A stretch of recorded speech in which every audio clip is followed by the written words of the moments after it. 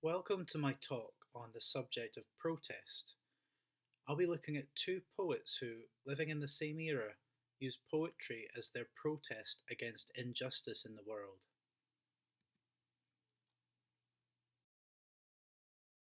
Robert Burns and Mary Robinson lived around the same time, and both ended up known as prolific British Romanticism poets.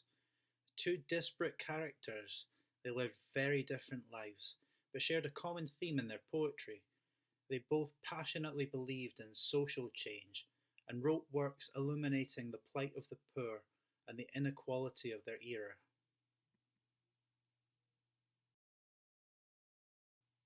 Robert Burns died young, but in his short life he became one of Scotland's most well known figures. Not only was he a key figure of the Scottish revival, but he was a pioneer of the Romantic movement. Burns is rather mythologised in folklore and is seen as a perfect example of a human, although there are many flaws people do seem to gloss over. He was certainly a womanizer, fathered many children, and more recently there have been discoveries that he may have been a sex pest and very aggressive to women. But in his writings, it was clear that he was a strong supporter of the need for social equality, and he wrote about issues that affected the poorest in society. He was said to have viewed everyone as equal and was known as a humanitarian.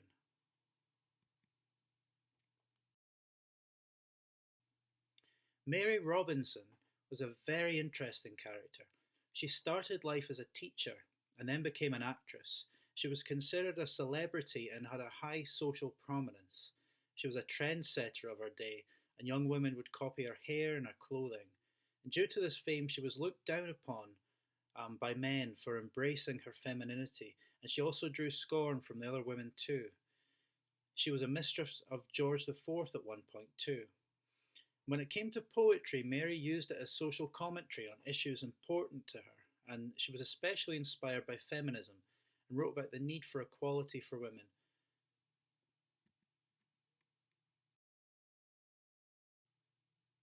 So, what is protest? So, as modern humans, we're aware of our fundamental rights, and more so than any other generations.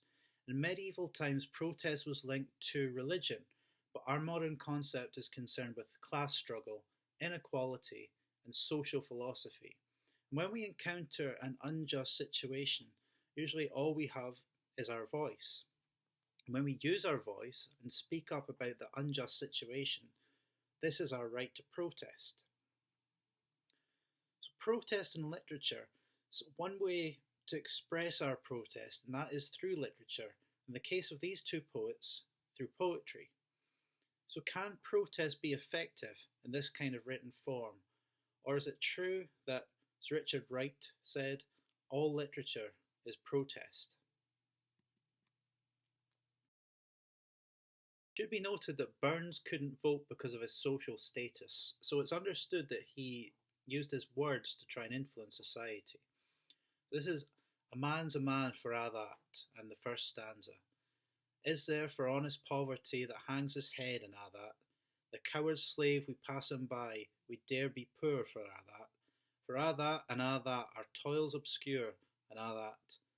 The rank is but the guinea's stamp, the man's the gowd for a' that. So in this first stanza, Burns says poverty is honest and asks if we should hang our head if we are poor. We should pass by those who aren't proud to be poor. That's the coward slave. And it laments on how our rank in society is determined by the money we possess. So the reference to the guinea, which is old world money. But your true worth is more than this. It's your character that matters. Gowd means gold, so the man is the gold.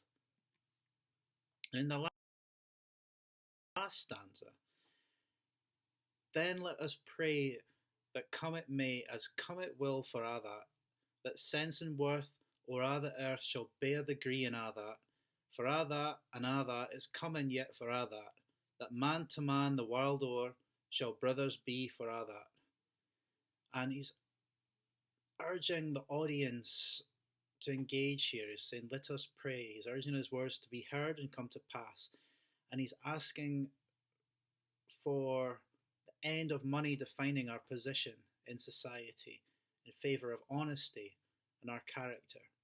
The final lines are saying that around the world we're all brothers, um, and we are just all the same. And obviously, this is in the past where brothers, men, so now it's obviously all of us people. So, next poem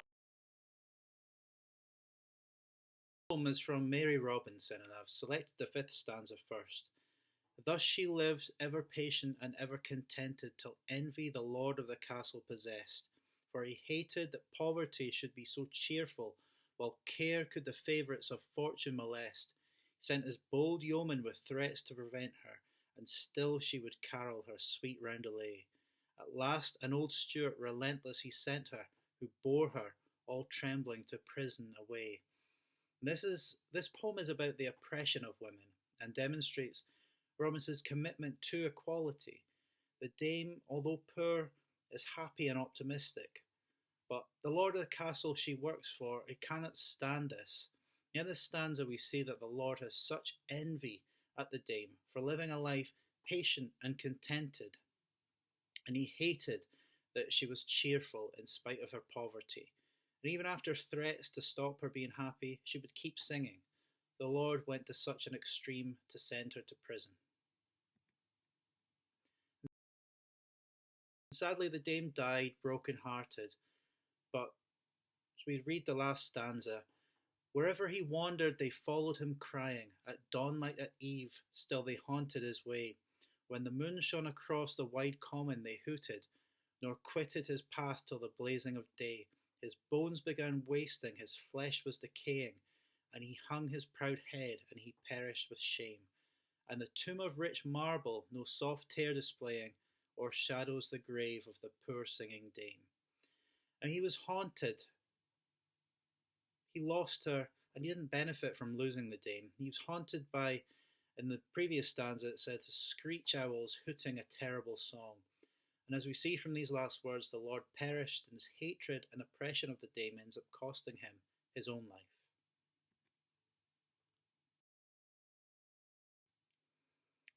So, in summary, when we look at Burns and Robinson, Burns uses his words to passionately demonstrate the equality of everyone, and that money doesn't provide our character. And then Robinson's demonstrating how women have been viewed as second class. When joyful, without the need of a man, the male figure is oppressive in his envy and shuts her up forever. But his resentment ends up in his own suffering and death. So going back to the original question, all literature is protest. So Richard Wright may be right. And through their poetry, Burns and Robinson got across their point clearly, and many thousands would have had the opportunity to read and digest this point of view. And when we encounter literature, I think it is protest. It's the author saying, this is my point of view, and I stand behind it, because I have committed it to paper. I think these two poems from two people of very different backgrounds and lives, they're very good illustrations of the power of the word and protest. And even though you had Burns, who was, not of good social standing, you had Robinson, who was famous, she was an actress, but they both wanted justice, equality, and a better life for people. But they chose the medium of word to get this across in their time. Thank you very much for listening to my presentation.